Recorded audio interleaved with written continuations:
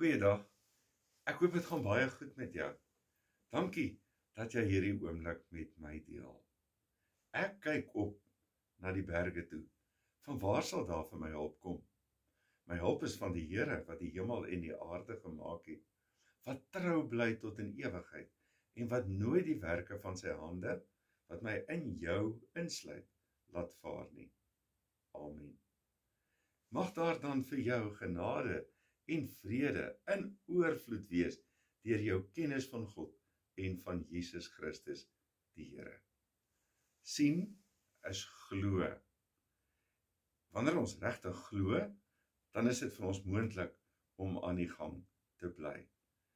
Vandag gaan die tema daaroor om te sê, ek glo, Here, help my asseblief om te glo.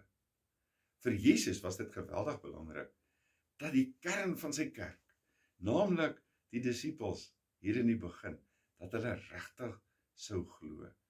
En ons weet dat Jesus na sy opstanding ook oor 40 dae die hele tyd tussen die disippels rondbeweeg het en op verskillende maniere en oral rondbeweeg het, dat mense sou kon glo dat hy werklik opgestaan het en dat hy lewe. Hy het dit deur onbetwisbare tekens ook aan hulle bewys. Nou as 'n mens nou Johannes 20 gaan lees, dan is daar 3 geleenthede waar die Here Jesus by sy disippels of aan sy disippels verskyn. Die eerste geleentheid is sommer die aand hierna die opstanding, waar hulle nou gehoor het, maar nog nie regtig in kontak met die Here Jesus gewees het nie. En dan, terwyl hulle so bang was en half nog bang was vir die mense wat vir Jesus vervolg het en nie regtig geweet het wat om met alles te maak nie, hulle self toegesluit het binne in 'n kamer, dan verskyn die Here, sommer so deur die geslote deur aan hulle, staan by hulle en sê vir hulle, vrede vir julle. En dan sê hy weer, vrede vir julle, soos die Vader my gestuur het, so stuur ek julle ook.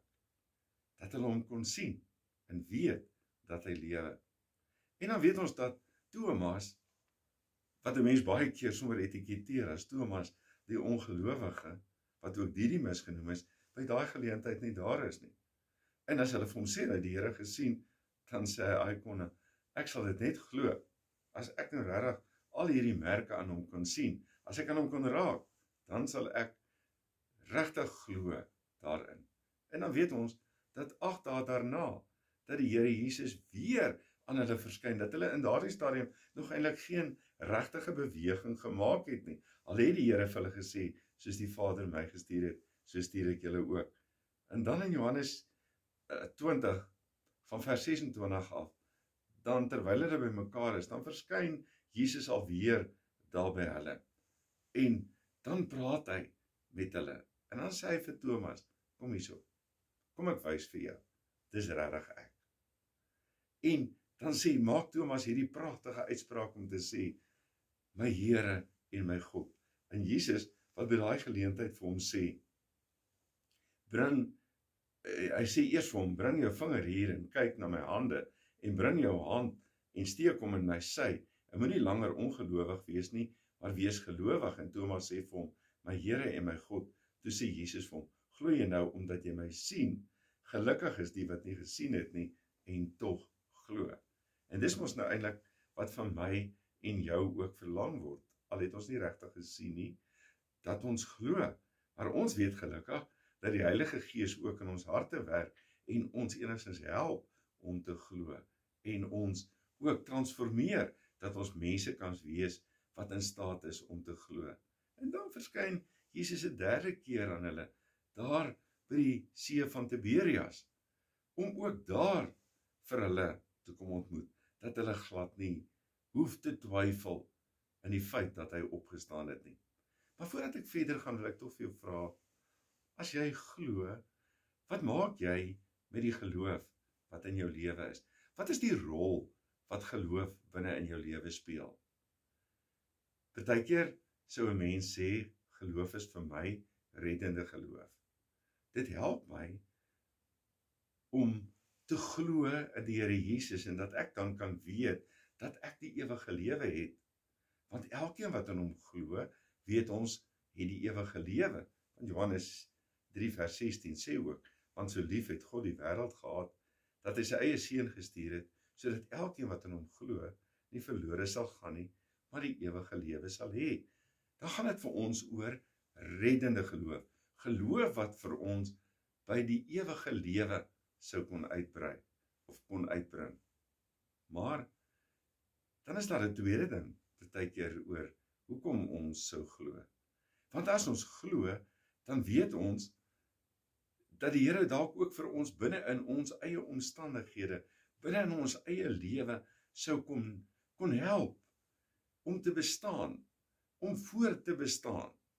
Wanneer ek siek is, dan weet ek dat ek glo, en deur gelowige gebed ook na die Here toe kom. Wanneer ek ander uitdagings het, myself, of dalk ook van my familie, my vriende, my gemeente, my gemeenskap, my werk, ek onseker omstandighede het, dat ek ook na die Here toe kom. En dat die Here ook vir my help. Met ander woorde, dit gaan ook oor geloof, wat daarmee te doen het, dat ek aan die Here vasgryp, as 'n tipe van 'n reddingsboei om te bestaan, binne in hierdie wêreld waar dit soms 'n bietjie uitdagend kan wees, om te bestaan, en voort te bestaan. Maar dan is dit ook vir 'n mens belangrik, en dis partykeer wat 'n mens nie regtig in ag neem nie, is dat my geloof my ook in beweging moet bring. My geloof my vorentoe moet vat, in die rigting waarin die Here ook vir my en vir jou wil stuur. Met ander woorde, dat die geloof nie alleen op myself gerig is, in terme van redding nie. Of dat die geloof nie alleen op myself gerig is, in terme van die behoeftes wat ek mag hê, en wat ek voor die Here kan uitstort. En natuurlik is dit alles belangrik. Maar ook, dat ek geloof het, wat vir my in beweging wil bring. Ek dink baie keer daaraan, oor hoeveel kere mense in jou lewe sou sê, wanneer jy deur 'n moeilike ervaring gekom het, en dit dalk oorleef het, dalk in 'n motorongeluk was, in 'n ernstige operasie was, en jy het oorleef het, en dan sê jy, joh, die Here is 'n Here van tweede kanse, en dit beteken dat die Here nog steeds 'n roeping het vir my, en dat die Here vir my in die wêreld wil gebruik. En dat ek binne in my moeilike omstandighede regtig die Here ontmoet het nie, maar nou verander eintlik niks. Dit bly maar net eintlik dieselfde. Ek sê, ek weet, die Here wil my gebruik, maar daar gebeur nie vreeslik baie nie. Met ander woorde, dat ek baie keer kan terugkyk na dit wat met my gebeur het, amper soos 'n tipe van 'n kyk weer knoppie. So iets van 'n stadige reaksie van dit wat in die lewe gebeur het, en ek baie dankbaar daaroor sou kon wees, maar nie regtig vorentoe gaan nie. En dit is nogal wat 'n bietjie met die disippels gebeur, wanneer hulle uiteindelik uit daai kamer uitkom en in beweging kom, wat doen hulle? Hulle gaan terug na daar waar hulle vroeër eintlik vandaan kom. Hulle gaan daar na die see van Tiberias toe, en Petrus sê, ek gaan visvang. En dan is Petrus daar, Simon Petrus, en ons weet dat by daai geleentheid die Here Jesus ook weer aan hulle verskyn, maar saam met Petrus wat die Here ook verloon het, is daar ook ander interessante karakters. Daar is byvoorbeeld Thomas, wat saam met hom is. Thomas wat ook sou die verpersonifiering wees van ongeloof, wat as hy nie sien nie, dan sou hy nie glo nie. Saam met hulle ook vanuit Johannes 1, Nathanael. Nathanael wat eintlik beteken van uit God gegee, van God gegee. Dat onthou Filippus het vir hom gesê, met hom gepraat oor Jesus, en dan sê hy, kan daar uit Nasaret iets goed kom. En dan, as Jesus hom ontmoet, dan kom die geloof ook regtig by hom, wanneer Jesus vir hom sê, toe jy nog onder jou vyeboom was, het ek jou altyd al gesien. En saam met hulle, by hierdie geleentheid by Tiberias, is ook Jakobus en Johannes, die seuns van Zebedeus, en nog 2 ander, die sogenaamde seuns van die donder, wat ook daar saam met hulle gewees het. Maar wat doen hulle? Petrus sê, ek gaan visvang. En hulle sê, ons gaan saam met jou. Dit beteken, die Here het hulle geroep, het gesê, soos die Vader my gestuur het, stuur ek julle ook. Maar vir hulle is dit 'n bietjie van 'n moeiliker ding. Hulle kom nie aan die gang nie, weet nie eintlik nog waarheen nie, en dan gaan hulle terug na dit wat eintlik vir hulle bekend was. Maar om weer te gaan visvang, terwyl die Here eintlik vir hulle gesê het, ek gaan julle vissers vir mense maak.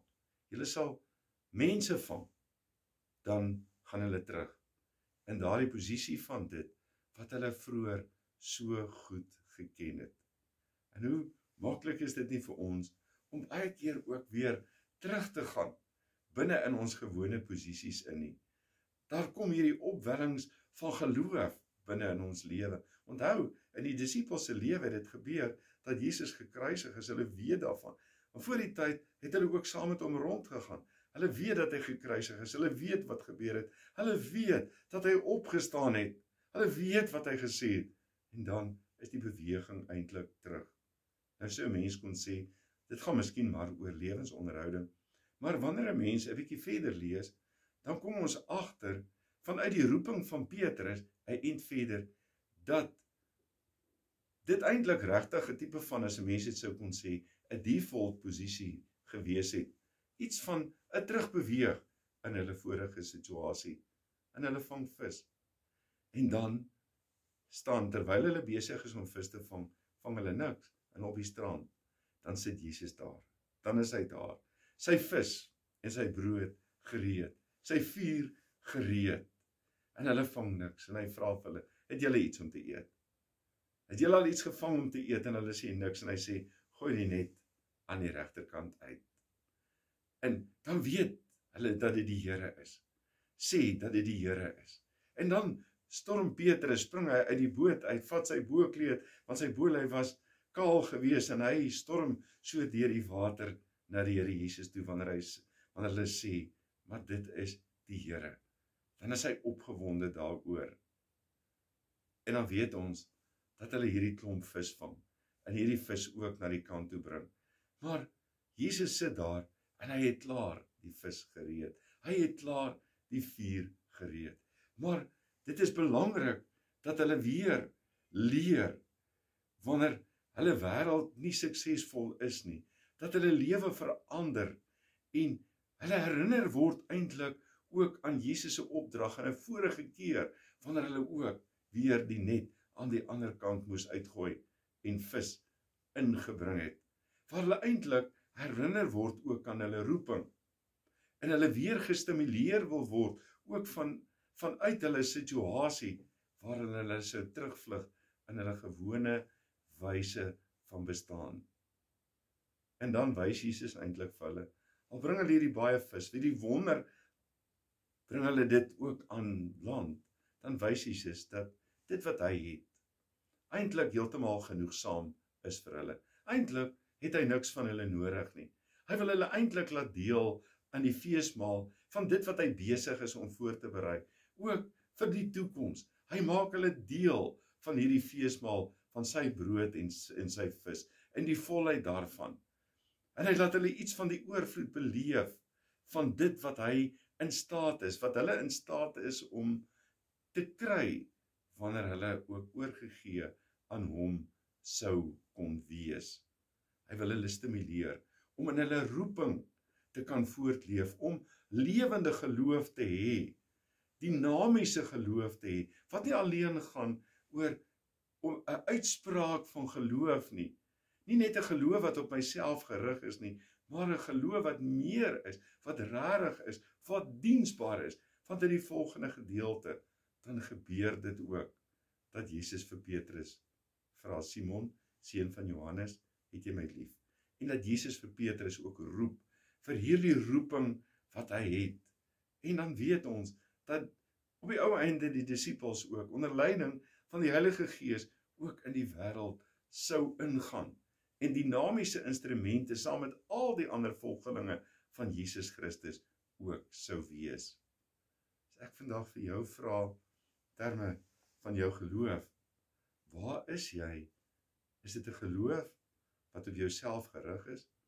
waarin 'n mens elke keer net weer terugbeweeg binne in jouself, of is dit 'n geloof wat gerig is op die roeping wat Jesus ook vir jou en vir my binne die wêreld het, om vissers van mense te wees, om waarlik waar mense na Jesus toe te lei, en te weet, hy het eintlik niks van my nodig nie. Hy het nie al my geld en nodig wat ek vir hom kan gee nie.